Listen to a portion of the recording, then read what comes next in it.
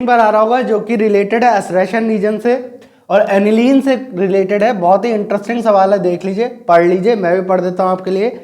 यहां पर आपको एसरेशन दे रखा है कि एनिलीन जब नाइट्रेशन कराते हैं, एनिलीन का जब नाइट्रेशन कराते हैं, मतलब एनिलीन हो गया आपका बेंजीन के ऊपर NH2, इसका नाइट्रेशन कराते हैं, नाइट्रेशन मतलब HNO3/H2SO4 से, तो ये ऑर्थो पैरा मेटा डेरिवेटिव देता है। मतलब तीनों ही डेरिवेटिव यहां बनते हैं, ऑर्थो मेटा पैरा, मतलब ऑर्थो नाइट्रो एनिलीन भी बनता है, पैरा नाइट्रो एनिलीन भी बनता है और आपका मेटा नाइट्रो एनिलीन भी बनता है। जबकि एनिलीन आपका ऑर्थो पैरा डायरेक्टिंग ग्रुप है। एनिलीन कैसा ग्रुप है? Ortho para directing group. लेकिन यहां पर मेटा नाइट्रो एनिलीन भी आपका बनता है। आपको बताना है ये सही लिखा है कि नहीं। तो ये सही है। एनिलीन का जब भी आप नाइट्रेशन कराओगे तो पैरा नाइट्रो भी बनेगा, मेटा नाइट्रो भी बनेगा और ऑर्थो भी बनेगा। और यहां तक पैरा सबसे ज्यादा मेजर होता है, 51% के करीब बनता है। उसके बाद सिग्निफिकेंटली आपका मेटा बनता है 47%। तो पैरा सबसे ज्यादा बनता है, फिर मेटा, फिर ऑर्थो। ये भी इंपॉर्टेंट है क्योंकि कई बार इसकी यील्ड पूछ दी जाती है। तो सबसे ज्यादा पैरा, फिर मेटा, फिर ऑर्थो। अच्छा, ये ऑर्थो पैरा डायरेक्टिंग ग्रुप है लेकिन ये मेटा भी बना रहा है, ऐसा क्यों? तो असरेशन तो खैर ट्रू हो गया। रीजन पढ़िए, रीजन में बोल रखा है कि नाइट्रेटिंग मिक्सचर जो होता है वो एसिडिक होता है नेचर में। तो देखते, ये मेटा डायरेक्टिंग इसीलिए बनाता है क्योंकि यहां पर H2SO4 एसिड की तरह काम करता है, एसिड की तरह काम करता है। अपने H+ रिलीज करेगा, H+ रिलीज करेगा, H+ रिलीज करेगा एसिडिक कैरेक्टर के कारण। वो H+ ये एनिलीन गेन करता है, ये गेन करता है क्योंकि एनिलीन कैसा होता है नेचर में? बेस वो होते हैं जो H+ गेन करें। तो ये आपस में रिएक्ट करके एनिलीनियम आयन बना लेते हैं। क्या बना लेते हैं? आपका एनिलीनियम आयन बना लेते हैं, NH3+। ये H+ इसके पास गया, NH3+ बन गया। अब ये पॉजिटिव चार्ज के कारण ये मेटा डायरेक्टिंग, जो भी आपके प्लस चार्ज या इलेक्ट्रॉन डिफिशिएंट वाले होते हैं वो मेटा डायरेक्टिंग होते हैं। तो इस कारण से आपका ये मेटा नाइट्रो एनिलीन यहां पर बनाता है। तो देख लीजिए, यहां पर एनिलीनियम आयन फॉर्म होता है और वो होता किस कारण से? क्योंकि इनका जो नाइट्रेटिंग मिक्सचर है वो एसिडिक है नेचर में। तो असरेशन भी करेक्ट है, रीजन भी करेक्ट है, और रीजन आपका करेक्टली एक्सप्लेन कर रहा है असरेशन को। रीजन करेक्ट एक्सप्लेन कर रहा है असरेशन को। यहां पर एक और रीजन हो सकता था कि भैया एनिलीनियम आयन फॉर्म होता है, NH3+ फॉर्म होता है, एनिलीन और H+ आपस में रिएक्ट कर लेते हैं, वो भी रीजन करेक्ट होता और करेक्ट एक्सप्लेनेशन दे रहा होता। तो पहला आई होप आपको क्लियर हुआ होगा। देख लीजिए, इंटरेस्टिंग। आपका दूसरा सवाल आपकी स्क्रीन पर आ रहा होगा जो कि S ब्लॉक एलिमेंट से रिलेटेड है। यहां पर आपको दो नाइट्रेट दे रखे हैं, एक लिथियम नाइट्रेट और एक आपका सोडियम नाइट्रेट। बोला गया कि इनको हीट करने पर क्या बनता है, इनको हीट करने पर या ये डिकम्पोज होते हैं तो क्या फॉर्म करते हैं। तो देख लीजिए, लिथियम नाइट्रेट है, इसका लिथियम के कारण यहां पर एनामलस बिहेवियर आएगा। आपको पता होगा हर ग्रुप का पहला मेंबर, हर ग्रुप का जो पहला एलिमेंट होता है वो अपने स्मॉल साइज की वजह से और बैकेंट डी ऑर्बिटल ना होने की वजह से थोड़ा अलग बिहेवियर शो करता है। तो यहां पर एनामलस बिहेवियर के कारण डिफरेंट प्रोडक्ट आएगा और बाकी डिफरेंट प्रोडक्ट देंगे। सोडियम की जगह अगर पोटेशियम होता, रुबेडियम होता, सीजियम होता तो ये एक साथ एक जैसा देते हैं, लेकिन लिथियम थोड़ा डिफरेंट देता है। लिथियम नाइट्रेट को अगर आप हीट करेंगे तो लिथियम ऑक्साइड बनाता है प्लस NO2 बनाता है, नाइट्रस ऑक्साइड गैस प्रोड्यूस करता है ब्राउन कलर की। बाकी सारे क्या करते हैं? नाइट्राइट बनाते हैं, NaNO2 बनता है नाइट्राइट और प्लस O2 बनता है। पोटेशियम का करने जाओगे तो भी पोटेशियम नाइट्राइट बनाएगा, KNO2 बनाएगा और O2 बनाएगा। तो बाकी सारे नाइट्राइट बनाते हैं, लिथियम आपका क्या बनाता है?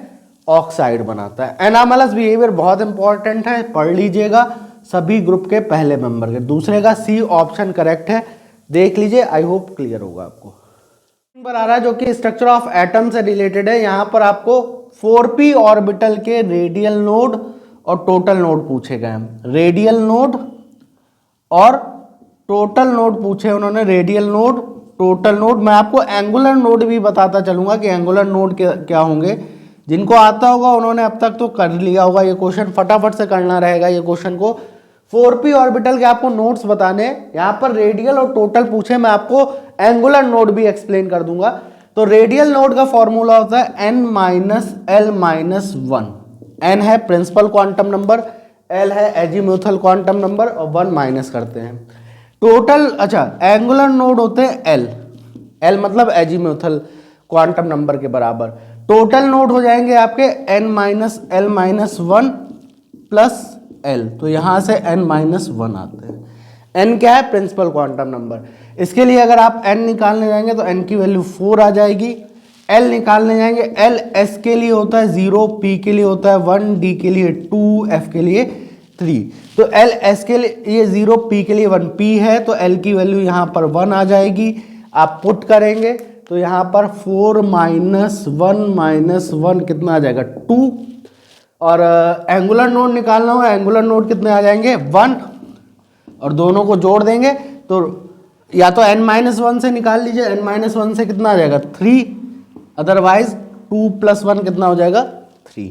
तो रेडियल नोड आ रहे हैं आपके 2 और टोटल नोड आ रहे हैं 3, और एंगुलर नोड पूछे जाते हैं तो वो आ जाते हैं 1। आई होप क्लियर होगा। ये फॉर्मूला याद रखना है, n माइनस l माइनस 1 आपके रेडियल नोड है, और एंगुलर नोड आपका l होता है, टोटल नोड आपके n माइनस 1 होते हैं। देख लीजिए, आई होप क्लियर होगा। आपकी स्क्रीन पर आ रहा होगा जिसमें एक ऐसी रिएक्शन स्ट्रिंग दे रखी है और आपको y बताना है कि y क्या आएगा। यहाँ आपको एक एल्काइन दे रखी है जिसका मर्क्यूरेशन डीमर्क्यूरेशन कराया गया है। जो प्रोडक्ट बन रहा है उसकी रिएक्शन ग्रिग्नार्ड से कराई गई है और फिर उसको हीट किया गया है।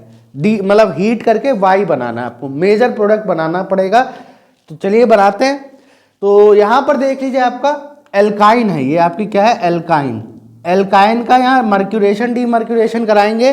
तो मर्क्यूरेशन डीमर्क्यूरेशन में याद रखिएगा आपका कौन सा वो लगता है रूल? मार्कोनिकॉफ लगता है। कौन सा रूल लगता है? मार्कोनिकॉफ रूल लगता है। जो अच्छा, यहाँ इस केस में कार्बोकैटायन नहीं बनता ये, और याद रखिएगा कार्बोकैटायन फॉर्म नहीं होता है, मर्क्यूरिक साइक्लिक आपका वो बनता है। तो कार्बोकैटायन नहीं बनता है तो शिफ्टिंग वगैरह की तो चांसेस ही नहीं है। यहाँ पर शिफ्टिंग के चांसेस नहीं है, शिफ्टिंग के चांस नहीं है, क्योंकि अगर कार्बोकैटायन बनता तो आपका शिफ्टिंग होती। कार्बोकैटायन एसिड कैटेलाइज्ड वाटर की रिएक्शन के साथ बनता है। यहां आपको सिंपली मार्कोनिकॉफ रूल लगा देना, जो कि क्या है? Rich become richer, rich become richer in term of hydrogen, in term of hydrogen. यहां H2O है, आपको H प्लस OH माइनस में ब्रेक करना है, H प्लस और OH माइनस में ब्रेक करना है। और यहां देखिए C ट्रिपल बॉन्ड CH है, C ट्रिपल बॉन्ड CH है। तो इन दोनों में रिच कौन है? ये रिच है, इसको रिच कर दीजिए, ये रिच है, H ज्यादा है एक, यहाँ 0 H है, ये पुअर है। तो कहता क्या है? Rich become richer. तो इसको H दीजिए, इसको OH दीजिए, तो प्रोडक्ट आपका यहाँ बनेगा CH3 CH CH3, यहाँ पर C डबल बॉन्ड, यहाँ OH आ जाएगा और यहाँ CH2 हो जाएगा। मार्कोनिकॉफ के अकॉर्डिंग इससे H और OH जोड़ देना है, यहाँ इनॉल बन जाएगा। क्या बन जाएगा आपका? इनॉल फॉर्म बन जाएगी। क्या बन जाएगी आपकी? इनॉल। ये इन ऑल जो कि आपकी अनस्टेबल होती है, जिसको एल्डिहाइड और कीटोन में कन्वर्ट कर सकते हैं। तो यहाँ पर ये H इधर ले गए और ये डबल बॉन्ड यहाँ ले गए, टॉटोमराइज करा देते हैं। प्रोडक्ट बनाते समय इसको क्या कराते हैं? टॉटोमराइज। तो टॉटोमराइज कराएंगे, ये H इधर ले गए, ये डबल बॉन्ड इधर ले आए, तो क्या बनेगा आपका? CH3 CH CH3। अब यहाँ पर C डबल बॉन्ड O और यहाँ आ जाएगा CH3। ये H OH वाला H इसको दे देंगे और डबल बॉन्ड इधर ले आएंगे, ये आपका X बन जाएगा। क्या बन जाएगा आपका? X। क्या किया है? पहले मार्कोनिकॉफ लगाया है, क्योंकि डायरेक्ट मार्कोनिकॉफ इसलिए लगा पा रहे हैं क्योंकि कार्बोकैटायन फॉर्म नहीं होता है तो शिफ्टिंग भी नहीं होगी। और H2O से रिएक्शन है तो इसको H दिया, इसको OH दिया, फिर टॉटोमराइज करके हमने क्या बना लिया? कीटोन बना ली, कीटोन बना ली। अब कीटोन की रिएक्शन आगे आपकी ग्रिग्नार्ड से है। टॉटोमराइज इसलिए कराया क्योंकि इनॉल फॉर्म आपकी अनस्टेबल होती है। अब आगे ग्रिग्नार्ड से रिएक्शन कराते हैं, ये CH3CO CH3 है, ग्रिग्नार्ड से कराने जाएंगे तो यहाँ पर CH3 CH2 MgBr है फॉलोड बाय H2O, तो इसको माइनस इसको प्लस, ग्रिग्नार्ड में ये माइनस ये प्लस और यहाँ ये प्लस और ये माइनस कीटोन पे, इसको ये दे दीजिए और इसको ये दे दीजिए, तो आपका बन जाएगा यहाँ पर CH3 CH CH3 C के साथ क्या लग जाएगा CH2 CH3, यहाँ लग जाएगा आपका OMgBr, जिसको वाटर से कराओगे तो OH आ जाएगा, यहाँ फिर CH3। क्या किया है, ये प्लस ये माइनस और ये प्लस, ये माइनस इससे जोड़ दिया, ये प्लस इससे जोड़ दिया, CH3 CH CH3 C, यहाँ ये CH2 CH3 इससे जुड़ा, ये O और ये MgBr होता है, लेकिन यहाँ H2O से और रिएक्शन करा दी तो सीधे OH बना दिया। अब ये 3 डिग्री अल्कोहल बन रहा है। आगे डिहाइड्रेशन कराना है H2SO4 से और मेजर प्रोडक्ट बनाना है। तो डिहाइड्रेशन H2SO4 की प्रेजेंस में डिहाइड्रेशन होता है तो बीटा से H निकालते हैं। आप यहाँ से भी निकाल सकते हो, यहाँ से भी निकाल सकते हो और यहाँ से भी निकाल सकते हो, लेकिन मेजर कहाँ से बनेगा, मेजर आप लोगों ने अगर पढ़ा होगा तो इस बीटा से बनेगा। 3 प्रोडक्ट में से मेजर यहाँ से बनेगा, क्योंकि आपका नंबर ऑफ एल्किल ग्रुप यहाँ पर ज़्यादा लगे होंगे। तो यहाँ पर CH3 CH3, यहाँ से H निकल गया, यहाँ से OH, यहाँ से H और यहाँ से OH, डबल बॉन्ड C और यहाँ पर CH2 CH3 और ये CH3, ये मेजर बनेगा। वैसे तो 3 प्रोडक्ट बन सकते हैं, यहाँ से भी निकाल सकते हो, यहाँ से भी निकाल सकते हो और यहाँ से भी यहाँ से निकाल सकते हो, यहाँ से निकाल सकते हो, यहाँ से निकाल सकते हो, लेकिन मेजर वो रहेगा जिससे ज़्यादा एल्किल ग्रुप जुड़े रहे सेडजफ रूल के अकॉर्डिंग, 1 2 3 4, तो ये आपका मेजर आएगा। माइनर आप लोग बना के कमेंट बॉक्स में कमेंट करेंगे। देखिए पहले क्या किया है, मर्क्यूरेशन डीमर्क्यूरेशन कराया, कार्बोकैटायन नहीं बनता तो डायरेक्ट रिएक्शन मार्कोनिकॉफ से होती है। अगर यहाँ पेरोक्साइड होता तो एंटी मार्कोनिकॉफ लगाते, फिर उसके अकॉर्डिंग हम यहाँ टॉटोमराइज वगैरह कराते। ठीक है, फिर आपका यहाँ ग्रिग्नार्ड से रिएक्शन 3 डिग्री अल्कोहल और फिर उसकी हीट करके मेजर प्रोडक्ट बनाया सेडजफ के अकॉर्डिंग। देख लीजिए, आई होप क्लियर होगा। बता रहा है जो कि इन्वायरमेंटल केमिस्ट्री से रिलेटेड है। यहाँ पर आपको 4 वाटर सैंपल दे रखे हैं, उनकी BOD की वैल्यू दे रखी है। A वाटर सैंपल है जिसका BOD है 4 ppm, B वाटर सैंपल है जिसकी BOD है 18 ppm, C है जिसकी 21 ppm है और D जिसकी 3 ppm है। आपको इनमें से ये बताना है कि कौन सा वाटर सैंपल आपका पॉल्यूटेड है। ये BOD वैल्यू दे रखी है, BOD वैल्यू दे रखी है आपकी। तो वाटर सैंपल आपका क्लीन कहा जाता है। क्लीन वाटर होता है वो जिसकी BOD की वैल्यू जो हो आपकी 5 ppm से लेस हो। 5 ppm से क्या हो आपकी लेस हो, लेस देन 5 ppm हो। 5 ppm से ज़्यादा होगी तो पॉल्यूटेड कहलाएगा। तो यहाँ पर ये 4 ppm है, मतलब 5 से कम है तो ये क्लीन है, ये भी क्लीन है क्योंकि 5 से कम है। ये दोनों देखिए, ये 5 से बहुत ज़्यादा है, बहुत ही ज़्यादा है, तो ये हाईली पॉल्यूटेड है। ऑप्शन आपका C करेक्ट हो जाएगा, B, C। BOD की वैल्यू 5 ppm से कम होनी चाहिए, तभी आपका वाटर क्लीन वाटर की कैटेगरी में आता है। देख लीजिए, आई होप क्लियर होगा। छठा क्वेश्चन का आपकी स्क्रीन पर आ रहा है जो कि काफी इंपॉर्टेंट रिएक्शन पर बेस्ड है। यहां पर आपको एक रिएक्टेंट दे रखा है, इसका नाम क्यूमीन होता है। अगर आप लोगों ने पढ़ा होगा तो आप लोग पहचान गए होंगे कि ये क्यूमीन है, आइसोप्रोपाइल बेंजीन। आइसोप्रोपाइल बेंजीन को हम क्यूमीन भी बोलते हैं। इसकी रिएक्शन O2+H2O से करा रहे हैं तो एक प्रोडक्ट बन रहा है A की रिएक्शन Br2CH2 से करा रहे हैं और Na2Cr2O7H2SO4 से करा रहे हैं। ये रिएक्शन काफी इंपॉर्टेंट और काफी फेमस भी है और कई बार आई है। तो देख लीजिए, क्यूमीन की रिएक्शन जब हम O2 और H2O से कराते हैं तो पहले तो आपका ये बनता है, पहले O2 से कराने पर आपका ये बनेगा COOH, यहाँ CH3 और यहाँ CH3। ये ऑक्सीजन इस H और O के बीच में आ जाती है। फिर जब आप इसकी वाटर से कराते हैं तो यहाँ पर शिफ्टिंग वगैरह होके आपका फिनॉल बनता है, और CH3COCH3 बनता है, CH3COCH3। अब यहाँ पर A क्या है, A की रिएक्शन Br2CH2 से भी करा रहा है और Na2Cr2O7H2SO4 से भी करा रहा है, तो A यहाँ डेफिनेटली इन्होंने फिनॉल लिया है। क्योंकि फिनॉल ही आपका Br2CH2 से रिएक्शन कर सकता है, कीटोन नहीं। तो इसका बाय प्रोडक्ट भी याद रखिएगा, ये A हो गया, ये B हो गया। बहुत ही इंपॉर्टेंट रिएक्शन है आपकी क्यूमीन की, काफी इंपॉर्टेंट रिएक्शन है, आती है हर एक ना एक सेट में डेफिनेटली मिलेगी, और नीट के लिए भी बहुत इंपॉर्टेंट है।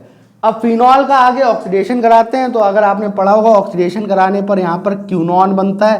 क्यूनॉन कैसे बनता है, यहाँ पर इस तरह से क्यूनॉन बन जाता है। जब आप ऑक्सीडेशन कराते हैं इसका तो क्यूनॉन बनता है।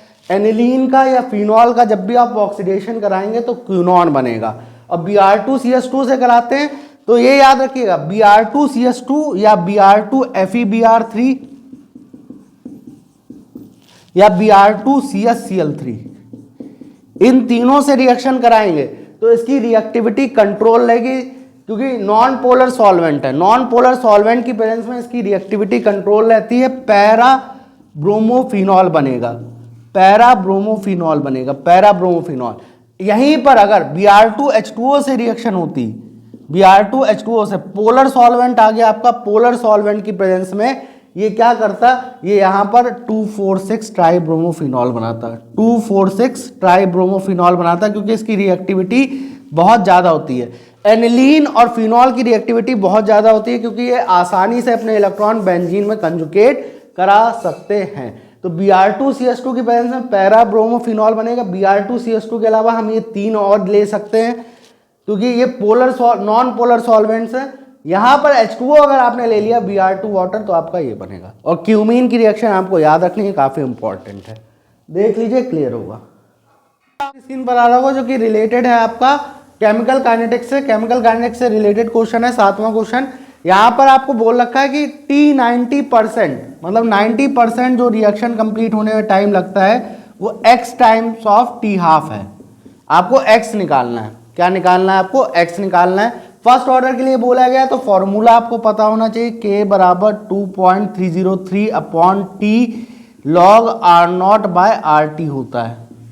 एक रिएक्शन अगर हम ले लें, रिएक्टेंट टू प्रोडक्ट मैंने एक ले ली एक रिएक्शन, यहाँ पर T इक्वल टू 0 पर अगर मैं R0 ले लूँ, T इक्वल टू 0 पर R0 इनिशियल ले लिया, T इक्वल टू T 90% के लिए निकालना है। 90% पर रिएक्टेंट आपका 90% खत्म हो जाता है। 90% खत्म हो गया तो बचेगा कितना, 10%। तो RT बराबर आ जाएगा 10% ऑफ R0, क्योंकि 90% रिएक्शन कंप्लीट हो चुकी है, मतलब 90% रिएक्टेंट किसमें कन्वर्ट हो चुका है, प्रोडक्ट में। बचेगा कितना, 10%।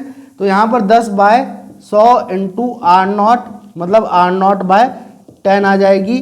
तो यहाँ पुट करेंगे K बराबर 2.303 upon T 90% log R0 bye 10। तो R0 से R0 कैंसिल, यहाँ पर log 10 की वैल्यू कितनी आ जाएगी, 1। तो ये आ जाएगा T 90%। ये फर्स्ट इक्वेशन, क्योंकि 90% और हाफ लाइफ की बात की गई है। हाफ लाइफ के लिए T इक्वल टू T 50%, मतलब रिएक्टेंट आपका कितना कंप्लीट हो चुका होगा, रिएक्टेंट आपका 50% कन्वर्ट हो चुका होगा प्रोडक्ट में। बचेगा कितना, 50% ऑफ R0, 50% ऑफ R0 बचेगा, मतलब कितना, R0 बाय 2। दोबारा से इक्वेशन लगाइए, लेकिन इस बार हाफ लाइफ के लिए। तो K बराबर 2.303 upon T half log R0 by 2।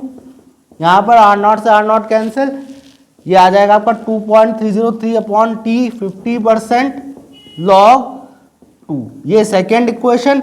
यहाँ से और यहाँ से K की वैल्यू इक्वेट कर दीजिए। लॉग 2 की वैल्यू 0.3010 होती है, K की वैल्यू दोनों इक्वेट कर दीजिए। इक्वेट करेंगे तो 2.303 अपॉन T 90% बराबर 2.303 into log 2 divide by T half. ये 2.30 से ये कैंसिल, लॉग 2, अच्छा यहाँ से आ जाएगा आपका 1/T 90% बराबर लॉग 2 की value 0.30 T half. Cross multiply कर लीजिए, क्रॉस मल्टीप्लाई करेंगे तो T 90% बराबर 1/0.30 इंटू T हाफ, जिसको आप सॉल्व करने जाएंगे 1/0.3 को तो आपका जो होगा वो C ऑप्शन आ जाएगा 3.33। क्या करना है, एक बार 90% के लिए लगाइए इक्वेशन एक्चुअली, और एक बार 50% के लिए एक क्वेश्चन लगाइए और k की वैल्यू इक्वेट कर दीजिए। आपका k की वैल्यू इक्वेट कर देंगे तो आपका आंसर आ जाएगा। log 2 की वैल्यू याद रखिएगा 0.30 होती है। आई होप आपको क्लियर होगा। क्वेश्चन आपकी स्क्रीन पर आ रहा है जो कि डी ब्लॉक एलिमेंट से रिलेटेड है। यहाँ पर कॉपर से रिलेटेड 4 स्टेटमेंट लिखे गए हैं, आपको करेक्ट बताने की करेक्ट स्टेटमेंट कौन कौन से हैं। कॉपर से रिलेटेड आपके स्टेटमेंट्स हैं। 8वां क्वेश्चन स्क्रीन पर है आपका डी ब्लॉक एलिमेंट से। एक एक करके चारों स्टेटमेंट पढ़ते हैं और देखते हैं कि कौन सा करेक्ट है। एक से ज़्यादा भी करेक्ट हो सकते हैं। तो पहला है आपका Cu2+ जो है Cu सेकेंड फॉर्म में आपका पैरामैग्नेटिक होता है। पैरामैग्नेटिक होगा ऑलवेज, पैरामैग्नेटिक ऑलवेज। तो Cu2+ अगर आप देखने जाएंगे तो Cu का जो 29 होता है, 29 में क्या होता है 3d10 4s1, लेकिन यहाँ Cu2+ करने जाएंगे तो यहाँ बचेगा 3d9, जिसके पास एक अनपेयर्ड इलेक्ट्रॉन होगा ही होगा, एक अनपेयर्ड इलेक्ट्रॉन होगा। तो ये आपका पैरामैग्नेटिक, अनपेयर्ड इलेक्ट्रॉन अगर प्रेजेंट होते हैं किसी के पास तो वो कैसा होता है नेचर में, पैरामैग्नेटिक होता है। तो पहला आपका स्टेटमेंट करेक्ट है।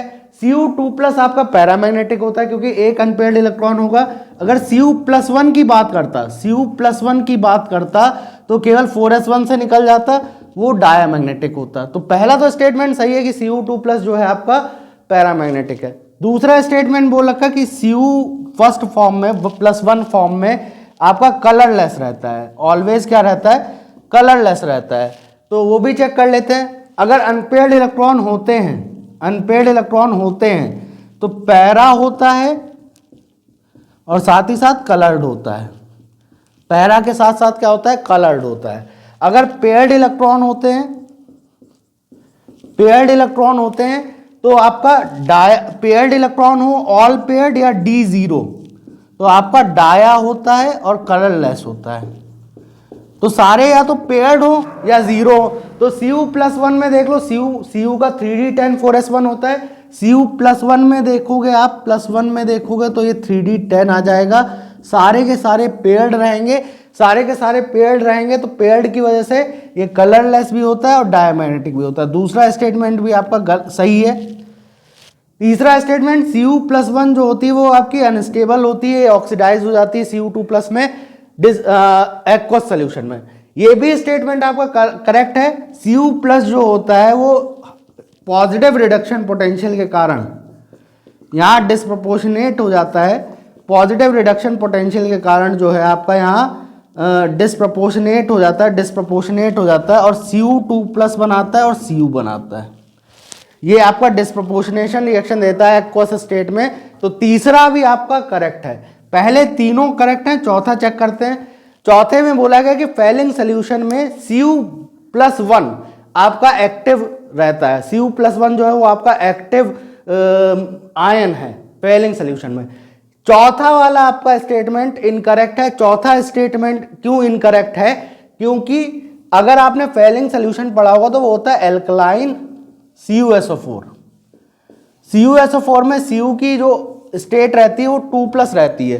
तो फैलिंग सोल्यूशन में कॉपर +1 के फॉर्म में नहीं रहता है, +2 के फॉर्म में रहता है। जब ये रिएक्ट करता है एल्डिहाइड कीटोन वगैरह से तो ये Cu+1 में जाता है, Cu+1 में जाता है, Cu2O बनाता है जिसकी रेड PPT बनती है। तो प्रोडक्ट में Cu+ बनता है, रिएक्टेंट में ये Cu2+ फॉर्म में रहता है। तो चौथा स्टेटमेंट इनकरेक्ट है। पैरामैग्नेटिक और कलर्ड होने के लिए अनपेयर्ड इलेक्ट्रॉन होने चाहिए, तो पहला स्टेटमेंट सही हो गया, पैरामैग्नेटिक होते हैं। ऑल पेयर्ड होंगे तो आपका डायमैग्नेटिक होगा और कलरलेस होगा, या जीरो आपके इलेक्ट्रॉन होंगे तो डायमैग्नेटिक और कलरलेस होगा। दूसरा स्टेटमेंट आपका सही है क्योंकि कलरलेस था, और डायमैग्नेटिक होता तो भी सही होता Cu+1 में। अच्छा, तीसरा स्टेटमेंट बोला गया कि Cu+1 जो है वो आपका अनस्टेबल रहता है और वो Cu2+ में जाता है एक्वस स्टेट में। तो ये डिस्प्रोपोर्शनेशन रिएक्शन होती है। कैसी रिएक्शन होती है, डिस्प्रोपोर्शनेशन, Cu+ से Cu2+ और Cu में जाता है एक्वस स्टेट में। लास्ट स्टेटमेंट क्यों इनकरेक्ट है, क्योंकि CuSO4 के में होता है आपका फैलिंग सोल्यूशन जो कि Cu2+ होता है। जब ये रिएक्ट करता है तो ये Cu+1 फॉर्म में जाता है। तो लास्ट स्टेटमेंट आपका इनकरेक्ट है। देख लीजिए, आई होप क्लियर होगा। क्वेश्चन यहाँ पर मैंने एक रिएक्शन स्ट्रिंग दे रखी है आपको, देख लीजिए। मैंने यहाँ पर पहले से लिख दिया जिससे आपका समय थोड़ा सा बचेगा। आपको यहाँ रिएक्शन सबसे पहले करानी है इस कंपाउंड की, Br2H2O से फिनॉल है और पैरा पे CHO, इसको पैरा सैलिसिलडिहाइड बोल सकते हैं। Br2H2O से रिएक्शन है, A बन रहा है, A की रिएक्शन NH2OH से B बन रहा है और B की रिएक्शन P2O5 हीट से C बन रहा है। यहाँ पर आपको C बताना है कि C क्या बनेगा, ठीक है। तो चलिए करते हैं। पहली रिएक्शन आपकी फिनॉल CHO Br2H2O से। तो Br2H2O से जब आप रिएक्शन कराते हैं फिनॉल की, तो आपका ऑर्थो और पैरा पे लग जाता है, लेकिन यहाँ पैरा ऑलरेडी क्या है, ब्लॉक है। पैरा क्या है आपका, ब्लॉक है। यहाँ पर केवल ऑर्थो ओपन अप है, और जितने भी ऑर्थो और पैरा होते हैं, अगर केवल फिनॉल होता, देखिए अगर केवल फिनॉल होता, यहाँ पर ब्लॉक नहीं होता ये, तो Br2H2O से रिएक्शन कराते हैं, यहाँ पर क्या बन जाता है आपका 2,4,6 ट्राइब्रोमोफिनॉल, इस तरह से बनता कुछ। लेकिन यहां पर देखिए Br2H2O से रिएक्शन है, CHO ने इसके पैरा को ब्लॉक कर रखा है, तो पैरा पे तो Br नहीं लग सकता ना। तो क्या करेंगे, जितने भी ऑर्थो पोजीशंस हैं OH, यहां Br लगा देंगे, यहां Br लगा देंगे, यहां CHO रहने देंगे। यहां पर क्यों नहीं लगाया, क्योंकि इसने इसको ब्लॉक कर रखा है। इसके रिस्पेक्ट में ऑर्थो है, इसके रिस्पेक्ट में ऑर्थो है, इसके रिस्पेक्ट में ये मेटा पे है, इसके रिस्पेक्ट में ये मेटा पे है। अगर मान लीजिए यहां पर अगर ब्लॉक नहीं होता तो Br, और अगर मान लीजिए यहां Br2CH2 से होती तो केवल एक ऑर्थो पे Br लगाते, किसी एक ऑर्थो पे, क्योंकि पोलर सॉल्वेंट की प्रेजेंस में फिनॉल की रिएक्टिविटी क्या हो जाती है, बढ़ जाती है, ये आपको पता होगा। Br2CH2 दे दिया जाता तो केवल एक ऑर्थो पर Br लगाकर छोड़ देते। आगे आपके NH2OH से रिएक्शन है, NH2OH की रिएक्शन कुछ इस तरह से कराते हैं, NH2Z टाइप रिएक्शन बोलते हैं। यहां से H2O निकाल देंगे, यहां से क्या निकाल देंगे, H2O निकाल देंगे। ये आपका हाइड्रोक्सी एमीन है, ऑक्सिम बनेगा, यहां पर ऑक्सिम बनेगा। ये एल्डिहाइड और कीटोन ही रिएक्शन देते हैं, अगर आपने पढ़ा हो तो। NH2Z टाइप 2,4-DNP रिएजेंट और आपका जो है इस तरह की रिएक्शन। और यहाँ पर CH डबल बॉन्ड NHOH बन जाएगा, NOH बन जाएगा, सॉरी H भी नहीं आएगा, NOH बन जाएगा, क्योंकि H2O निकल जाएगा यहाँ से। ये आपका ऑक्सिम बन गया यहाँ पे। आगे आपकी ये B बन गया, ये क्या बन गया आपका B। इसको आगे हीट कराना है, हीट कराएंगे P2O5। P2O5 डिहाइड्रेटिंग एजेंट होता है, P2O5 आपका डिहाइड्रेटिंग एजेंट होता है। P2O5 H2SO4 H3PO3 ये आपके डिहाइड्रेटिंग एजेंट होते हैं। ये तीनों आपके डिहाइड्रेटिंग एजेंट हैं। इनकी प्रेजेंस में जो कंपाउंड होगा वो वाटर रिलीज कर देगा। अब यहां से तो वाटर रिलीज हो नहीं सकता, P2O5 से रिएक्शन कराएंगे, हीट करेंगे। क्या कीजिए, यहां से H और यहां से OH निकाल दीजिए, वाटर निकाल दीजिए, डिहाइड्रेट कर देगा। यहां से तो हो नहीं सकता क्योंकि ये फिनॉल है, यहाँ Br लगे हुए हैं। यहां से HOH निकालेंगे तो आपका OH Br CN, यहां CN आ जाएगा। देखिए यहां से H निकाल दिया, यहां से OH निकाल दिया, क्या बचा, साइनाइड बचा। तो मेन पहली चीज ये देख लीजिएगा, दोनों ऑर्थो पे लगेंगे, पैरा पे क्यों नहीं लगा, क्योंकि पैरा ने ब्लॉक कर रखा है।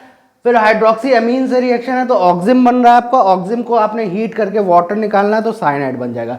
फाइनल प्रोडक्ट आपका बनेगा यहां पर बेंजीन के ऊपर OH Br CN।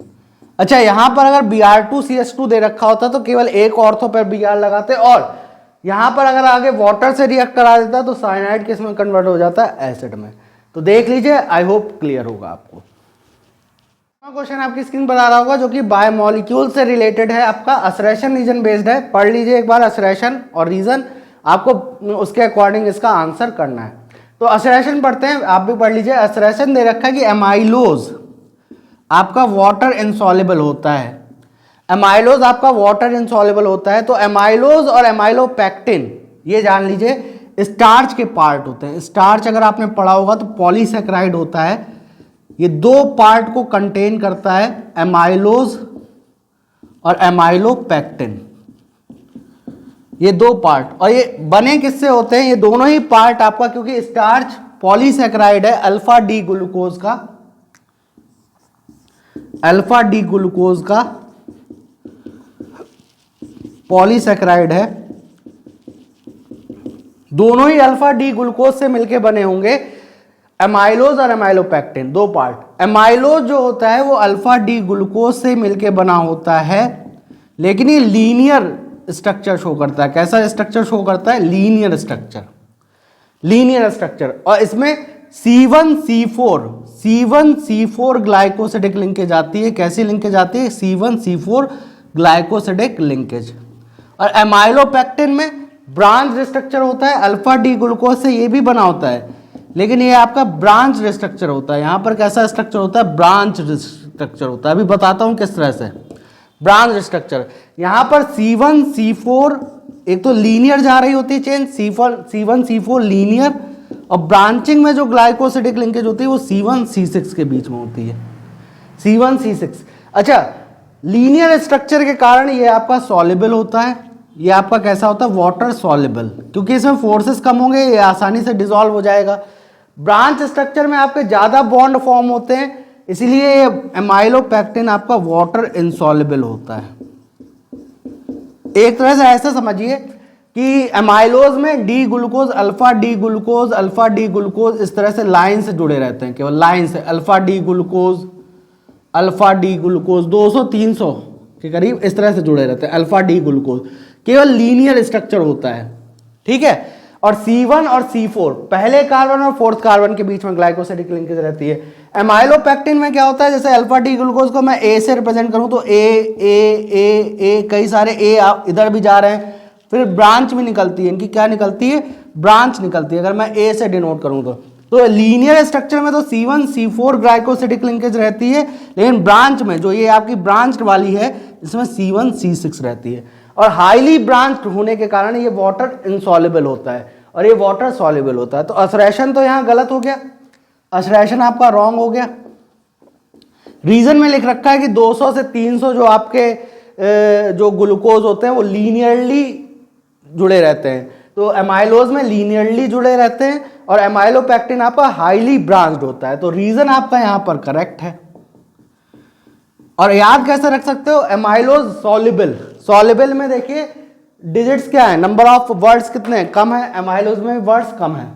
देख लीजिए यहाँ भी 7 वर्ड है और यहाँ भी 7 वर्ड है। एमाइलोपेक्टिन एक बड़ी स्पेलिंग है, इनसॉल्युबल भी आपकी बड़ी स्पेलिंग है। इनसॉल्युबल में नंबर ऑफ वर्ड्स क्या है? ज़्यादा है। तो इस तरह से आप याद रख सकते हैं। बट एमाइलोज क्या होता है? वाटर सॉल्युबल, और एमाइलोपेक्टिन आपका वाटर इनसॉल्युबल। और लिंकेज जरूर याद रखिएगा, C1C4 होती है। यहाँ C1C4 लीनियर होती है और ब्रांच के लिए C1C6 यूज की जाती है। देख लीजिए, आई होप क्लियर होगा। स्क्रीन पर आ रहा है जो कि आपका पी ब्लॉक एलिमेंट्स है। यहां पर नाइट्रोजन के आपको 4 हैलाइड्स दे रखे हैं। नाइट्रोजन के 4 हैलाइड्स दे रखे हैं, NF3, NCl3, NBr3, Ni3। इनमें ये पूछा गया है कि कौन सा सबसे ज़्यादा स्टेबल होगा। अगर आप लोगों ने पढ़ा होगा तो इसको तुरंत ही आंसर कर देंगे कई लोग। 11 का आपका ए ऑप्शन करेक्ट है, NF3। नाइट्रोजन जो है, नाइट्रोजन पहली बात ये याद रखिएगा, 15 ग्रुप के एलिमेंट जो हैं, 15 ग्रुप के एलिमेंट ट्राई हैलाइड बनाते हैं और पेंटा हैलाइड बनाते हैं, दोनों ही बनाते हैं, ट्राई हैलाइड भी और पेंटा हैलाइड भी। लेकिन नाइट्रोजन पेंटा हैलाइड नहीं बनाता है। नाइट्रोजन पहली बात पेंटा हैलाइड नहीं बनाता है, नाइट्रोजन पेंटा हैलाइड नहीं बनाता है।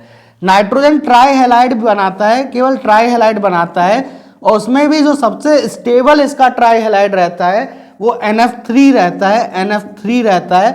NF3 क्यों रहता है? क्योंकि N और F का साइज ऑलमोस्ट क्या है? सेम है। N और F का साइज ऑलमोस्ट सेम है। N और F का साइज ऑलमोस्ट क्या है? सेम है। इस वजह से ये आपका ट्राई हैलाइड बनाता है। क्या बनाता है? Try halide. और वो भी कौन सा सबसे स्टेबल होता है? NF3।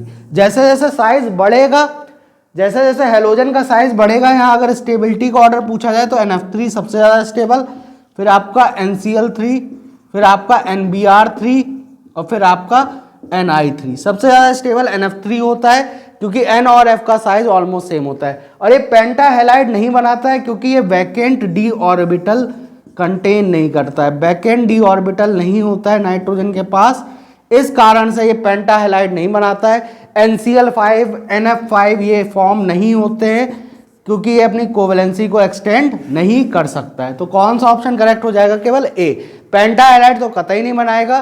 ट्राई हैलाइड में भी NF3 स्टेबल होगा क्योंकि N और F का साइज ऑलमोस्ट सेम होता है। देख लीजिए, क्लियर होगा। क्वेश्चन आपकी स्क्रीन पर आ रहा होगा। 12वें क्वेश्चन में आपको एक इक्वेशन दे रखी है जो कि रियल गैस इक्वेशन होती है, P + AN² upon V² V - NB बराबर nRT। यहाँ पर आपको वंडरवॉल कांस्टेंट A की यूनिट पूछी गई है, A की यूनिट बतानी है आपको और ऑप्शन आपको दे रखे हैं 4। तो देखते हैं यहाँ P, अच्छा A की यूनिट आपको निकालनी है। मैं A और B दोनों की यूनिट आपको यहाँ पर निकलवा दूंगा जिससे आपको कोई भी परेशानी नहीं होगी। तो ये रियल गैस इक्वेशन है जो कि फॉर्म होती है आपकी ideal gas equation PV = nRT से। आइडियल गैस इक्वेशन में थोड़े से यहाँ पर मॉडिफिकेशन किए जाते हैं, प्रेशर करेक्शन और आपका वॉल्यूम करेक्शन किया जाता है, तो रियल गैस आती है वहाँ पर। क्योंकि आइडियल गैस के एजम्पशंस को जो प्रैक्टिकली है वो पॉसिबल नहीं है कि फोर्स ऑफ इंटरेक्शन 0 हो जाए या गैस के मॉलिक्यूल्स का खुद का वॉल्यूम 0 हो जाए, वो प्रैक्टिकली पॉसिबल नहीं है। इसलिए यहाँ पर मॉडिफिकेशन किए जाते हैं, तो प्रेशर करेक्शन और आपका वॉल्यूम करेक्शन किया जाता है। ये आपका प्रेशर करेक्शन होता है ΔP और ये आपका वॉल्यूम करेक्शन होता है। तो एक तरह से मैं लिख सकता हूँ ΔP बराबर AN² अपॉन V²। यहाँ पर A की यूनिट निकालनी है तो unit of ΔP into unit of V² upon unit of N²। ये किसके बराबर आ जाएगा? यूनिट ऑफ A के, क्योंकि यहां आप अगर मल्टीप्लाई करेंगे इधर तो A बराबर आ जाएगा आपका ΔP V² अपॉन N²। अब यूनिट ऑफ ΔP, प्रेशर की यूनिट क्या होगी? ATM। V की लीटर हो सकती है, लीटर होगी तो लीटर स्क्वायर, या फिर डेसीमीटर की होगी तो डेसीमीटर की पावर 6 और डिवाइड बाय मोल की यूनिट मोल स्क्वायर होती है। A की यूनिट आ गई आपकी ATM या बार, और यहां पर DM क्यूब और DM की पावर 6। क्यों? वॉल्यूम की यूनिट DM क्यूब होगी या लीटर होगी, तो लीटर का स्क्वायर या DM क्यूब का स्क्वायर करोगे तो DM की पावर 6 और डिवाइड बाय मोल स्क्वायर। ये आपका आ जाएगा A की यूनिट। B की यूनिट देखने जाओगे, B की यूनिट होती है ΔB बराबर NV। तो B की यूनिट जब आप यहां देखोगे तो ΔV अपॉन N। V की यूनिट या तो लीटर पर मोल होगी या फिर DM क्यूब पर मोल होगी। क्योंकि ये वॉल्यूम करेक्शन है, यहां से V अगर आप लिखोगे तो V बराबर क्या लिख सकते हो? ΔV upon N। तो दोनों की यूनिट मैंने बता दी। यहां पर आपका D ऑप्शन करेक्ट है, देख लीजिए। आई होप क्लियर होगा। सवाल आपकी स्क्रीन पर आ रहा है जो कि काफी इंटरेस्टिंग सवाल है। इंटरेस्टिंग सवाल किस तरह से, देखिए यहां पर आपको एक इक्वेशन दे रखी है, ऑर्गेनिक का सवाल है। एक इक्वेशन दे रखी है R और यहां पर इस तरह से बना रखा है आपका CO। इसकी रिएक्शन हम पहले करा रहे हैं NaOH से और फिर हम इसकी रिएक्शन करा रहे हैं आपका CH3CH2Br से। आपको यहां प्रोडक्ट बताना है, प्रोडक्ट क्या बनेगा।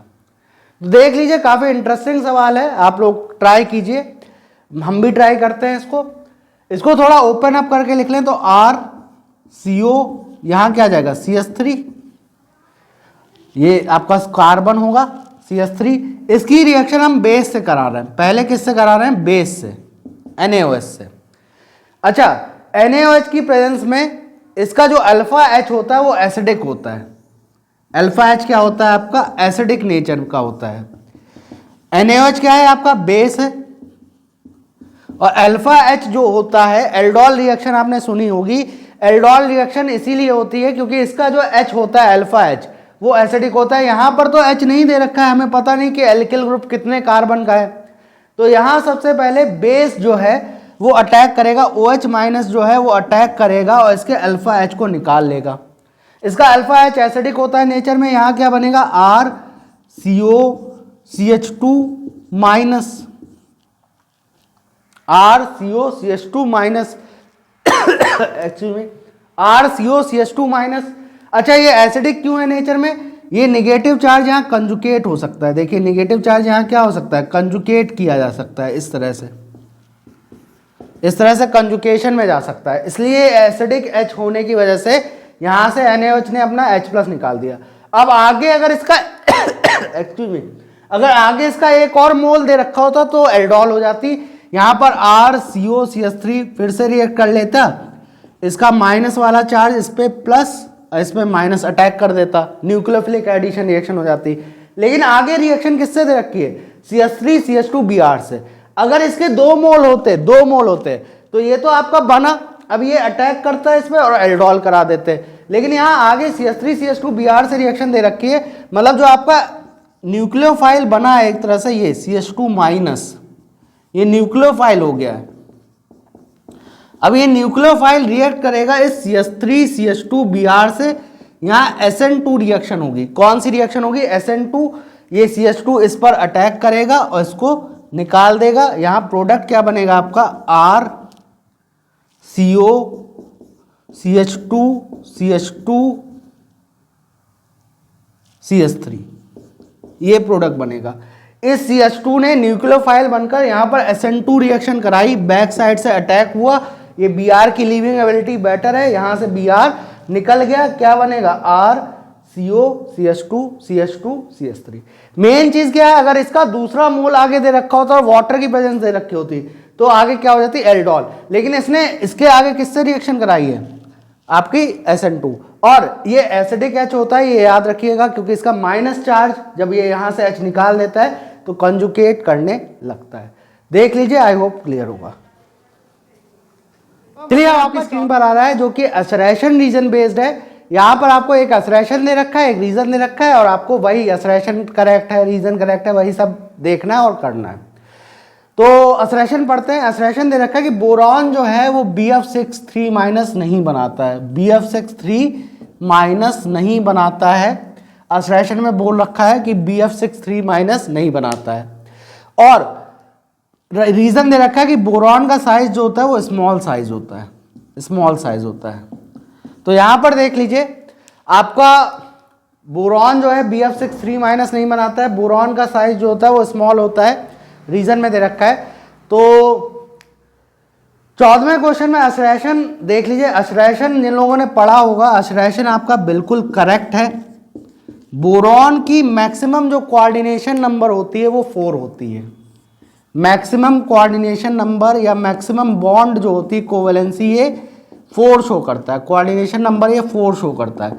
यहाँ BF4- तक बन सकता है, BF6 3- नहीं बनेगा, क्योंकि ये अपनी कोऑर्डिनेशन नंबर 6 तक नहीं ले जा सकता, क्योंकि इसके पास वैकेंट d ऑर्बिटल नहीं होते हैं। वैकेंट d ऑर्बिटल नहीं होते हैं, इसके पास वैकेंट d ऑर्बिटल नहीं होते हैं। इस वजह से ये आपका BF6 3- नहीं फॉर्म करता है।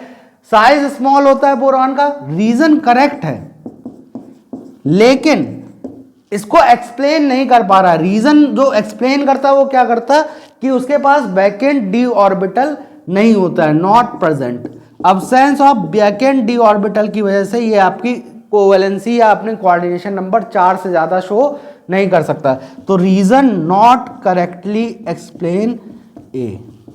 अगर यहां पर आपका BF4- दे रखा होता तो BF4- बनाता, किसकी वजह से, क्योंकि ये अपनी एक्सटेंड कर सकता है कोऑर्डिनेशन नंबर 4 तक, 6 तक नहीं कर सकता है। देख लीजिए, क्लियर होगा जो कि आपका पॉलीमर से रिलेटेड है। यहां पर आपको टेरिलीन के मोनोमर बताने हैं। टेरिलीन के मोनोमर, टेरिलीन आपका एक तरह से कंडेंसेशन पॉलीमर होता है, पॉलीईस्टर होता है, और आपका साथ ही साथ ये आपका फाइबर होता है। क्या होता है, फाइबर होता है। नेचर में कैसा होता है, फाइबर होता है। एक कंडेंसेशन, पॉलीईस्टर, फाइबर, ठीक है। और टेरिलीन, इसके नाम में सब कुछ छुपा है। इसको दूसरा नाम डेक्रॉन भी कहते हैं, इसको डेक्रॉन भी बोला जाता है। टेरिलीन को अगर आप तोड़ोगे तो टेरी प्लस लीन बनेगा, और इसमें इसके नाम छुपे हुए हैं। नाम है टेरीथैलिक एसिड, मोनोमर के नाम है टेरीथैलिक एसिड, और लीन मतलब एथिलीन ग्लाइकॉल, एथिलीन ग्लाइकॉल। यहां पर टेरी मतलब टेरीथैलिक एसिड, लीन मतलब एथिलीन ग्लाइकॉल। टेरीथैलिक एसिड आपका होता है बेंजीन 1,4 डाइकार्बोक्सिलिक एसिड होता है। बेंजीन 1,4 डाइकार्बोक्सिलिक एसिड होता है। बेंजीन 1,4 डाइकार्बोक्सिलिक एसिड को टेरीथैलिक एसिड बोलते हैं। और साथ में एथिलीन ग्लाइकॉल CH2OH CH2OH। इसका जब कंडेंसेशन पॉलीमराइजेशन कराते हैं तो टेरिलीन बनता है, जो फाइबर है, पॉलीईस्टर है। अच्छा, टेरिलीन को ही डेक्रोन बोला जाता है। इसका एक और पॉलीईस्टर होता है ग्लिप्टन। ग्लिप्टन और टेरिलीन में काफी लोग कंफ्यूज होते हैं। ग्लिप्टन को भी अगर आप ब्रेक करोगे तो ग्लाई प्लस टल, इसका भी होता है एथिलीन ग्लाइकॉल, एथिलीन ग्लाइकॉल। और यहां पर आता है थैलिक एसिड। यहां टेरिथैलिक नहीं आता, यहां थैलिक एसिड आता है। यहां क्या आता है? थैलिक एसिड, जो कि होता है बेंजीन। यहां 1,4 था, यहां बेंजीन 1,4, ये benzene 1,4 dicarboxylic acid, benzene 1,4 dicarboxylic acid. Terephthalic के लिए बेंजीन 1,4 डाइकार्बोक्सिलिक एसिड होता है। थैलिक एसिड जो होता है बेंजीन 1,2 डाइकार्बोक्सिलिक एसिड होता है, 1,2 डाइकार्बोक्सिलिक एसिड। और ये भी सेम पॉलीईस्टर होता है, कंडेंसेशन पॉलीमर होता है और आपका फाइबर होता है। थैलिक एसिड में बस यहाँ 1,2 आ जाता है, टेरिथैलिक एसिड में यहाँ 1,4 आ जाता है। और दोनों में एथिलीन ग्लाइकॉल क्या रहता है? कॉमन रहता है। टेरिलीन को हम डेक्रोन भी बोलते हैं। अगर डेक्रोन का पूछा जाता तो भी आपका यही रहते। तो मैच करा लीजिएगा, आई होप क्लियर होगा। दोनों का ही मैंने आपको बता दिया। स्क्रीन पर आ रहा है जो कि कोऑर्डिनेशन कंपाउंड से क्वेश्चन है आपका, और इसमें आपको 4 कंपाउंड दे रखे हैं, मैच द फॉलोइंग है, और आपको चारों का हाइब्रिडाइजेशन मैच कराना है। ठीक है, ये 4 कंपाउंड दे रखे हैं जिसको मैंने बोर्ड पे लिख दिया है आपको समय बचाने के लिए। तो चारों का हाइब्रिडाइजेशन निकालते हैं और उसको मैच कराते हैं। हाइब्रिडाइजेशन आपने पढ़ा होगा। सबसे पहले तो कोऑर्डिनेशन नंबर देखते हैं। पहले वाले की कोऑर्डिनेशन नंबर और दूसरे वाले की 4 है, तीसरे और चौथे की कोऑर्डिनेशन नंबर 6 है। ये 6 यहाँ 4 और 4 है पहले दूसरे की। पहले दूसरे में निकिल लिया गया, ऑक्सीडेशन नंबर निकालेंगे। यहाँ ऑक्सीडेशन नंबर निकालने जाएंगे आप निकिल की, तो कार्बोनिल की 0 होती है, तो x इंटू 1 प्लस 4 इंटू 0 बराबर 0। x बराबर कितना आ जाएगा? 0। यहां निकालेंगे तो x इंटू 1 प्लस 4 इंटू -1 बराबर -2, क्योंकि Cn की -1 होती है। तो यहां पर आ जाएगी आपकी x -4 बराबर -2, x बराबर +2। यहाँ +2 ऑक्सीडेशन स्टेट, यहाँ 0। इन दोनों का पहले कैलकुलेट कर लेते हैं क्योंकि 4 4 है तो, और ni है, तो यहाँ 3D ni का जब आप लिखोगे ni होता है 28, 3D 8, 4s2। पहले वाले केस में 0 है, 0 के लिए ni 0 रहेगा तो कितना आ जाएगा? 3D 8, 4s2 ही रहेगा। इसके लिए बना लेते हैं 3D 8, 1 2 3 4 5 4s और यहाँ 4p। यहाँ 3D, यहाँ 4s, यहाँ 4p। 3D में कितने इलेक्ट्रॉन है? 8, 1 2 3 4 5 6 7 8, और 4s में 2 इलेक्ट्रॉन है। अब यहाँ पर आपको NiCO4 का निकालना है। यहाँ पर 3D 8 है, 4s2 है। ये देखिए, ये आपके दोनों ऑर्बिटल फुलफिल हैं और ये भी दोनों ऑर्बिटल फुलफिल हैं। ये भी खाली नहीं है, ये भी खाली नहीं है। लेकिन आपको या तो DsP2 होना चाहिए हाइब्रिडाइजेशन, या sp3 होना चाहिए, या तो आप ये दोनों d ऑर्बिटल, एक d ऑर्बिटल खाली कराओ या तो s ऑर्बिटल खाली कराओ। और CO कैसा लीगेंड है? स्ट्रॉन्गेस्ट लीगेंड है। CO कैसा लीगेंड है? स्ट्रॉन्गेस्ट लीगेंड है। तो इसकी प्रेजेंस में तो ये क्या करेगा? 4s ऑर्बिटल के इलेक्ट्रॉन को यहाँ पेयर करा देगा, यहाँ पेयर करा देगा, तो ये दोनों इलेक्ट्रॉन यहाँ उठ के आ जाएंगे, तो आपका हाइब्रिडाइजेशन हो जाएगा sp3। पहले वाले का हाइब्रिडाइजेशन कितना हो जाएगा? sp3। NiCN4 2- का निकालना है। Ni की इसमें ऑक्सीडेशन स्टेट कितनी आ रही है? +2। यहाँ +2 कर लिया, यहाँ 3D 8 रह जाएगा, 3D 8 रह जाएगा, तो इस तरह से फिल रहेगा। अब Cn- जो है आपका स्ट्रॉन्ग लीगेंड है, Cn- स्ट्रॉन्ग लीगेंड है, तो ये दोनों को पेयर करा सकता है और ये वाले को खाली करा देगा। यहां क्या आ जाएगा? DsP2, क्योंकि यहां पर 4s में था नहीं कुछ, यहां 3D 8 बचा था क्योंकि 2+ हो गई ऑक्सीडेशन स्टेट। तो अब Cn स्ट्रॉन्ग लीगेंड है तो इसने दोनों ये यहां पर पेयर करा दिए। वीक होता तो नहीं कराता, तो उसके केस में क्या हो जाएगा हाइब्रिडाइजेशन? DsP2। क्या हो जाएगा हाइब्रिडाइजेशन? DsP2। तो इसका हाइब्रिडाइजेशन आप निकालेंगे तो DsP2 आएगा, इसका हाइब्रिडाइजेशन निकालेंगे sp3 आएगा। सिमिलरली CO वाले का आप करते हैं, यहाँ कोऑर्डिनेशन नंबर है 6, इसकी ऑक्सीडेशन स्टेट निकालोगे CO3+ आ रही है, दोनों में ही CO3+ आएगी। देख लीजिए कैसे, x इंटू 1 प्लस 6 इंटू -1 बराबर -3, x बराबर +3, और F पे भी -1 चार्ज होता है तो दोनों में +3 आ जाएगी। CO3+ करने जाओगे तो 3d7, सॉरी CO का होता है 3d7 4s2, तो CO3+ का हो जाएगा 3d6। अब 6 इलेक्ट्रॉन यहाँ बना लीजिए, 1 2 3 4, 1 2 3 4 5 6, और यहाँ 4s, यहाँ 4p। अब Cn आपका स्ट्रॉन्ग लिगेंड है, ये स्ट्रॉन्ग लिगेंड है, तो इसकी प्रेजेंस में जो होगा आपका 2 खाली कराने होते हैं D2sp3 के लिए, तो ये यहाँ पेयर हो जाएगा और ये यहाँ पेयर हो जाएगा, 2 खाली हो जाएंगे तो यहाँ पर D2sp3 आ जाएगा। और F- आपका वीक लिगेंड है तो पेयरिंग नहीं होगी, तो आपका sp3d2 आ जाएगा। वीक के केस में पेयरिंग होती ही नहीं है, तो पहले वाले का sp3, दूसरे वाले का dsp2, तीसरे वाले का d2sp3, चौथे वाले का sp3d2। फटाफट से कीजिएगा क्योंकि ये टाइम टेकिंग होते हैं क्वेश्चन, तो इसी तरह से करेंगे तो जल्दबाजी में होगा। 17वां क्वेश्चन आपकी स्क्रीन पर आ रहा है जो कि काफी इंटरेस्टिंग क्वेश्चन है, ऑर्गेनिक का क्वेश्चन है। एक आपको रिएक्शन दे रखी है, यहाँ पर इस तरह से कंपाउंड बना रखा है, इसकी रिएक्शन डिबाह से करा रहे हैं। काफी इंटरेस्टिंग क्वेश्चन क्यों बोल रहा हूं, क्योंकि यहाँ पर रिएजेंट पे आपको खासा ध्यान देना पड़ेगा कि डिबाह दे रखा है कि क्या दे रखा है, और आपका फंक्शनल ग्रुप देखने पड़ेंगे क्या दे रखे हैं। फंक्शनल ग्रुप पहले छाट लो, साइनाइड दे रखा है, डबल बॉन्ड दे रखा है, आपका डबल बॉन्ड दे रखा है, और COC2H5 ये ईस्टर दे रखा है। यहां पर मैं आपको एक बहुत ही इंटरेस्टिंग चीज बताऊंगा, और रिएक्शन आपकी रिएजेंट देखना पड़ेगा कि डिबाह दे रखा है आपको, डिबाह H2O दे रखा है। तो ईस्टर के बारे में मैं आपको थोड़ा सा बताना चाहूंगा यहां पर, ईस्टर के बारे में, क्योंकि ईस्टर रिड्यूस होता है लेकिन डिफरेंट रिडक्शन उसके केस में वो डिफरेंट प्रोडक्ट देता है। जैसे कि ईस्टर है, ईस्टर को अगर आप रिड्यूस करेंगे NaBH4 से, NaBH4 से ईस्टर रिड्यूस नहीं होता है। सबसे पहली बात ये जान लीजिए कि NaBH4 से रिड्यूस नहीं होता है, नॉट रिड्यूस। सबसे इंपॉर्टेंट चीज मैं आपको सारे कुछ क्लियर करा दे रहा हूं। ईस्टर का NaBH4 से कराएंगे तो रिडक्शन नहीं होता है।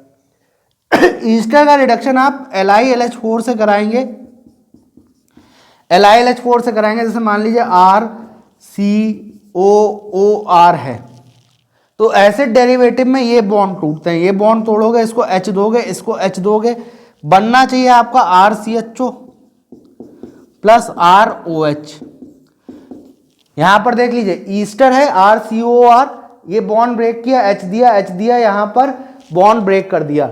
ईस्टर ये ग्रुप है, इसमें C सिंगल बॉन्ड O को तोड़ते हैं एसिड डेरिवेटिव में, लेकिन RCHO LiLH4 के केस में खुद रिड्यूस हो जाएगा 1 डिग्री एल्कोहल में, तो यहां RCH2OH बनेगा, क्योंकि एल्डिहाइड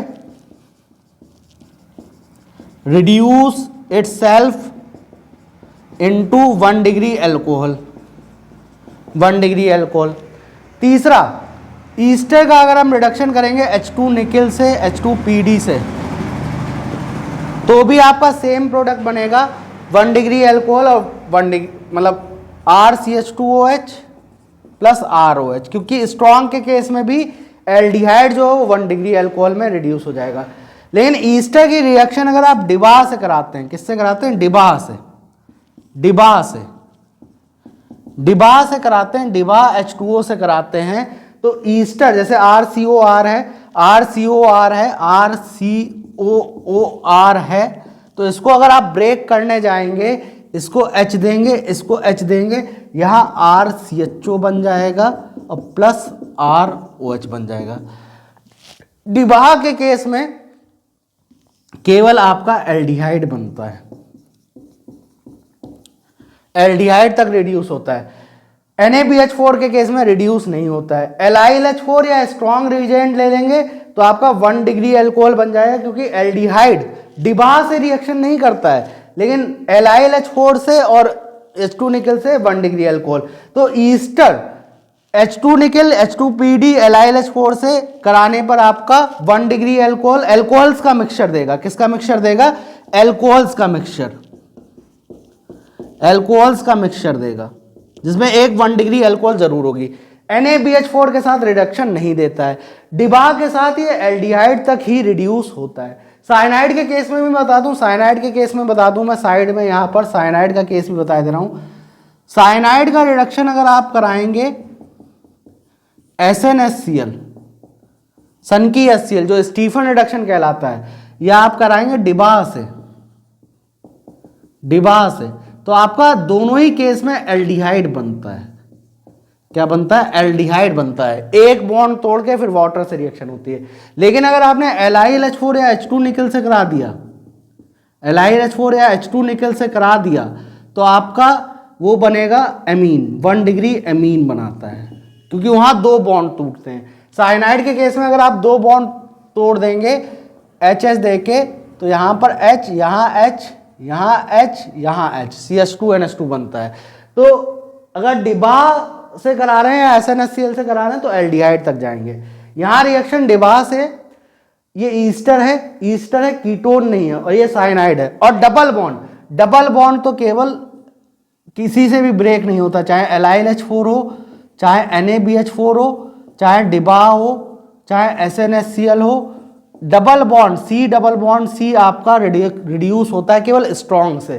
केवल किससे रिड्यूस होता है? स्ट्रॉन्ग, H2 निकल, H2PD, इनसे रिड्यूस होता है। यहां डिबा से रिएक्शन है तो ये तो रिड्यूस नहीं होगा, नॉट रिड्यूस। और आपका ईस्टर जो है ये बॉन्ड ब्रेक करेगा, और यहां से H और यहां से H, ये निकल जाएगा C2H5OH। और डिबा से तो केवल यहां क्या बनेगा? CHO बनेगा। केवल क्या बनेगा? CHO। और साइनाइड भी डिबा से रिड्यूस होकर कहां तक जाता है? एल्डिहाइड तक। कैसे?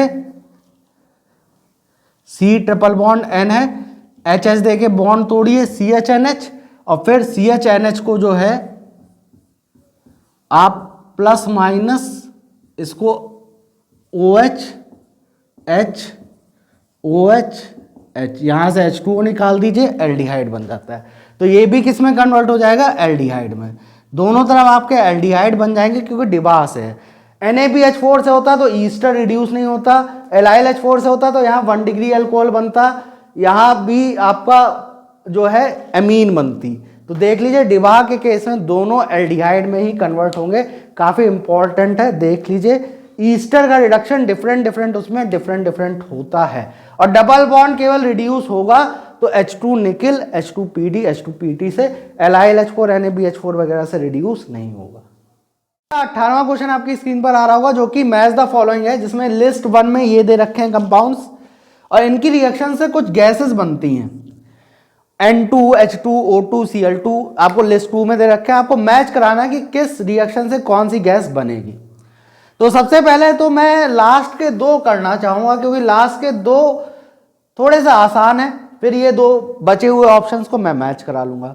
लास्ट के 2 काफी आसान है। ये सोडियम नाइट्रेट है, सोडियम नाइट्रेट को हीट किया जाता है तो सोडियम नाइट्राइट बनता है, NaNO2। अभी मैंने इसी वीडियो में आपको बताया था, और प्लस O2 गैस बनती है। तो इसको जो मैच करोगे आप किससे मैच करोगे? O2 से मैच करोगे। किससे मैच करोगे? O2 से।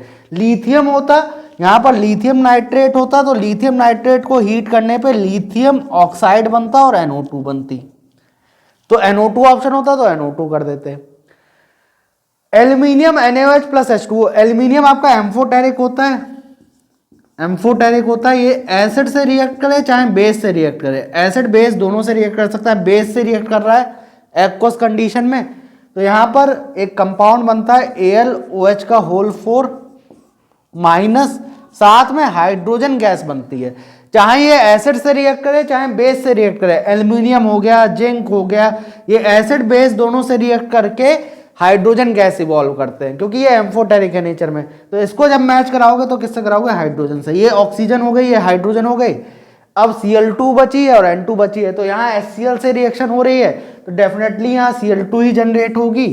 जब आप रिएक्शन कराने जाओगे तो KCl plus MnCl2 plus Cl2। ये आपकी जो है Cl2 की लैब की रिएक्शन है कि लैब में कैसे Cl2 को प्रिपेयर किया जाता है। तो Cl2 गैस जनरेट होगी और अमोनियम डाइक्रोमेट को जब हीट करते हैं तो N2 गैस निकलती है, साथ में Cr2O3।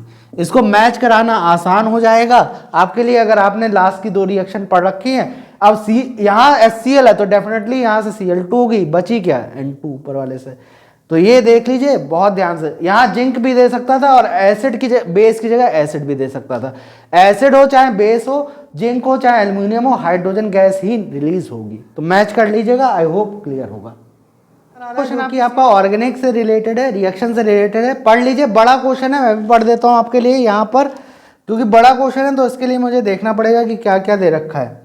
एक ऑर्गेनिक कंपाउंड है ए जो रिएक्ट कर रहा है NH3 से। एक ऑर्गेनिक कंपाउंड ए है जो NH3 से रिएक्ट कर रहा है, followed by heating give compound B. इसको हीट कर रहे हैं तो बी बन रहा है।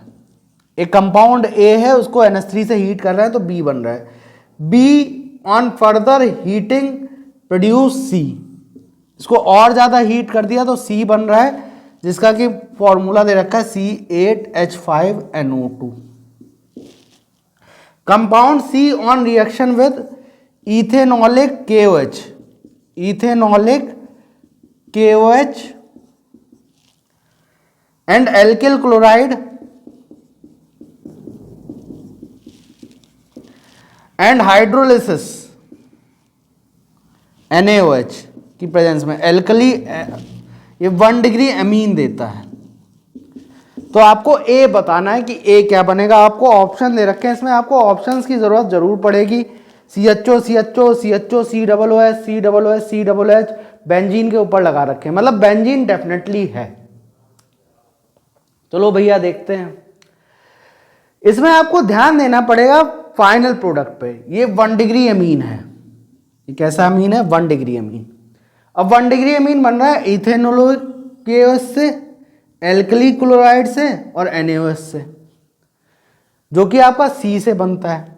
अच्छा, एल्कली क्लोराइड से आपका अमीन बनता है या तो अमोनोलिसिस रिएक्शन से या तो गैब्रियल थैलामाइड से, गैब्रियल थैलामाइड से। यहां आपको ये दिमाग लगाना पड़ेगा कि एल्कली हैलाइड का यूज किया गया, एल्कली क्लोराइड का यूज किया गया, 1 डिग्री अमीन बन रही है। 1 डिग्री अमीन या तो साइनाइड से रिएक्शन होती, साइनाइड से तो रिएक्शन है नहीं, NaOH से रिएक्शन है, हाइड्रोलिसिस कराया गया है। तो आपको दिमाग, और बेंजीन यूज हो रही है, बेंजीन यूज हो रही है, 1 डिग्री अमीन बन रहा है, तो या तो अमोनोलिसिस होगा या गैब्रियल थैलामाइड होगा। अमोनोलिसिस होता तो 1 डिग्री अमीन तो बनता नहीं, और अमोनोलिसिस के लिए NH3 चाहिए, तो गैब्रियल थैलामाइड रिएक्शन है ये C जो है आपका थैलामाइड होना चाहिए, क्योंकि थैलामाइड की रिएक्शन जब आप कराते हो KOH से COO और यहां पर NH, जब आप इसकी रिएक्शन KOH से कराते हो, ये यहां पर बेस होता है, ये बेस होता है, बेस से यहां N-K प्लस आता है, फिर ये एल्किल क्लोराइड इससे रिएक्शन करता है, RCl इससे रिएक्शन करता है, फिर वाटर से होती है, तो 1 डिग्री अमीन बनती है। ये यहाँ थैलामाइड होना चाहिए, जिसका फॉर्मूला देख लेते हैं। तो C8 C6 ये हो गए, H4 मतलब H5 और N और O2, तो ये थैलामाइड है। और थैलामाइड किसकी रिएक्शन से बनता है आपका, थैलिक एसिड की रिएक्शन से। थैलिक एसिड की रिएक्शन जब आप कराओगे NH3 हीट से, तो यहाँ B बनेगा CONH2। इसको आगे हीट करोगे तो आपका साइक्लिक एमाइड बनता है, थैलामाइड। यहां आपको ये याद रखना है कि ये alkali chloride NaOH ethanolic OH ये आपका रिएजेंट है गैब्रियल थैलामाइड के। वहां केवल डेफिनेटली हमेशा ही क्या बनती है, 1 डिग्री अमीन बनती है। ये एरिल अमीन्स नहीं बना सकते या एनिलीन नहीं बना सकते, क्योंकि एरिल हैलाइड बेंजीन के ऊपर जो Cl है वो न्यूक्लियोफिलिक सब्स्टिट्यूशन रिएक्शन में नहीं जा सकता। तो A जो हो जाएगा यहां पर आपका थैलिक एसिड हो जाएगा, जो अभी मैंने बताया था ग्लिप्टल का क्या है, मोनोमर भी है। देख लीजिए, क्लियर होगा। क्वेश्चन आपका 20वां क्वेश्चन आपकी स्क्रीन पर आ रहा होगा, जो कि आपको 5 ऑक्साइड्स दे रखे हैं, इनमें आपको एम्फोटेरिक ऑक्साइड बताना है। कौन सा ऑक्साइड बताना है आपको? एम्फोटेरिक ऑक्साइड बताना है। तो एम्फोटेरिक ऑक्साइड वो होते हैं जो एसिड और बेस दोनों से रिएक्ट करें। एम्फोटेरिक ऑक्साइड वो होते हैं जो आपका एसिड और बेस दोनों से रिएक्ट करें। एसिडिक ऑक्साइड जनरली आपके होते हैं नॉन मेटल्स के, बेसिक ऑक्साइड होते हैं जनरली मेटल्स के। तो चेक कर लेते हैं। Na2O आपका ये मेटल है, ये आपका बेसिक होगा। N2O NO ये दोनों ही न्यूट्रल ऑक्साइड होते हैं। एम्फोटेरिक और न्यूट्रल में अंतर होता है। एम्फोटेरिक वो होते हैं जो आपका एसिड बेस दोनों से रिएक्ट करें, एसिड और बेस दोनों से रिएक्ट करें, दोनों से ये रिएक्ट करेंगे। लेकिन न्यूट्रल ऑक्साइड आपके जो होते हैं वो ना तो एसिड से रिएक्ट करते हैं ना ही बेस से रिएक्ट करते हैं। और न्यूट्रल में आपका NO आता है, N2O आता है और CO आता है। ये तीनों आपके न्यूट्रल में काउंट होते हैं। Cl2O7 आपका एसिडिक होता है क्योंकि नॉन मेटल का है। ये आपका एम्फोटेरिक है, एम्फोटेरिक होता है आर्सेनिक का। किस किस के एम्फोटेरिक होते हैं generally? Zn, Bal, Sn, Pb, As, Ga, Sb, इनके जो ऑक्साइड होते हैं जनरली आपके एम्फोटेरिक होते हैं। जनाबे आली सनक पड़े ऐसे गाना गाएं सब, ऐसे गाना गाएं सब। तो Zn, Bal, Sn, Pb, As, Ga, Sb इनके जो ऑक्साइड होंगे वो आपके एम्फोटेरिक होंगे। न्यूट्रल ये 3 होंगे, देख लीजिए। आई होप क्लियर होगा। चलिए अब आपका 21वां सवाल आपकी स्क्रीन पर आ रहा है जो कि आपका इंटीजर बेस्ड है, सोल्यूशन का न्यूमेरिकल है। पढ़ लीजिए, मैं भी पढ़ देता हूं, और राउल्स लॉ से रिलेटेड है। यहां पर आपको बोल रखा है कि एक लिक्विड A और B है, उनके सोल्यूशन का जो टोटल, ये दोनों लिक्विड A और लिक्विड B हैं, इनके टोटल सोल्यूशन का जो टोटल वेपर प्रेशर है P टोटल जो दे रखा है आपको 0.8 atm दे रखा है, 0.8 atm दे रखा है P टोटल। आपसे आगे बोला गया कि इक्विलिब्रियम में है, आइडियल सोल्यूशन बना रहे हैं। आइडियल सोल्यूशन बना रहे हैं मतलब राउल्स लॉ को फॉलो कर रहे हैं। किसको फॉलो कर रहे हैं? राउल्स लॉ को फॉलो कर रहे हैं। आपको ये बोल रखा है कि इक्विलिब्रियम में जब है तो A का जो मोल फ्रैक्शन है वो 0.5 है इन वेपर फेस। दो तरह की फेस होती है जब भी आपका वेपर प्रेशर क्रिएट होता है, एक लिक्विड फेस और एक आपका वेपर फेस। क्योंकि यहां लिक्विड से किस में जा रहा होता है? वेपर में, और वेपर से किस में आ रहा होता है? लिक्विड में। तो वेपर फेस में जो मोल फ्रैक्शन दे रखा है A का वो 0.5 दे रखा है, जो कि YA दे रखा है 0.5, और लिक्विड फेस में इसका दे रखा है 0.3। लिक्विड फेस में इसका जो मोल फ्रैक्शन दे रखा है वो 0.3 दे रखा है। आपको प्योर A का वेपर प्रेशर बताना है, प्योर A का वेपर प्रेशर जो कि होता है P0A। तो यहां तो आप पहले राउल्स लॉ का इक्वेशन लिखेंगे तो P टोटल बराबर P0A XA plus P0B XB। XA XB होता है लिक्विड फेस में आपका मोल फ्रैक्शन। लेकिन उसके लिए आपको B का भी मोल फ्रैक्शन पता होना चाहिए था। B का तो चलो निकाल भी लोगे, लेकिन P0B भी पता होना चाहिए। अगर आप P टोटल यहां लगाओगे 0.8 atm, P0A आपको निकालना है, XA आपने रख दिया 0.3, P0B और यहां 0.7। अब यहां पर तो आप निकाल नहीं सकते क्योंकि B का भी प्रेशर आपको चाहिए होगा इस इक्वेशन से। तो ये अप्रोच तो थोड़ी गलत हो गई क्योंकि आपने राउल्स लॉ लगाया, तो राउल्स लॉ में आपको P0A P0B दोनों चाहिए, कहीं भी P0B नहीं दे रखा है। अब क्या कीजिए, आपको YA दे रखा है, YA इक्वल टू आप लिख सकते हैं P0A XA upon P total. ये लिख सकते हैं कि नहीं लिख सकते हैं?